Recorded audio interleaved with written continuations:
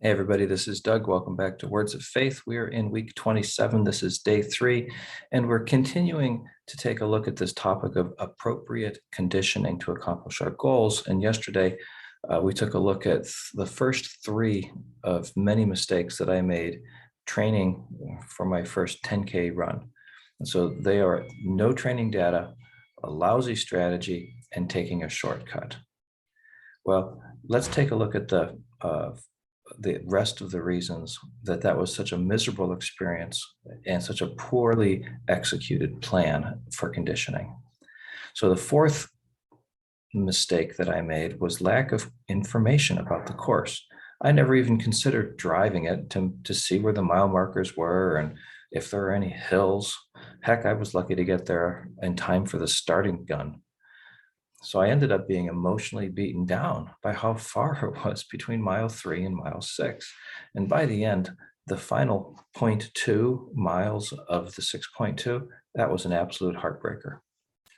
5, I was unaware of my surroundings. Because the race was in the early fall and I trained in hot summer weather, race day ended up being much colder than normal. And I didn't wear the right clothes and I was really cold. It didn't help. 6, health-related ignorance.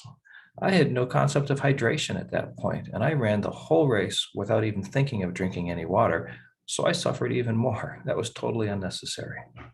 And finally, a lack of self-awareness. It never dawned on me on race day that my competitive juices would start flowing, and I'd run much faster than I trained at the beginning of the race.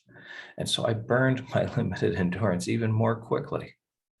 Well, it's clear that without appropriate conditioning and training, achieving that particular goal or any goal is much more difficult than it needs to be.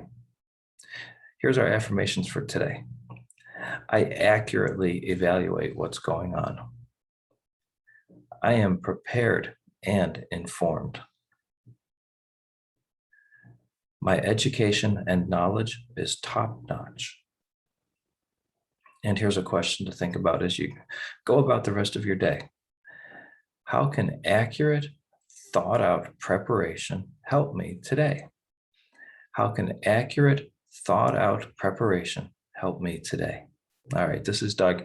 I'm praying for you. I hope you have a great day, and I'll see you next time.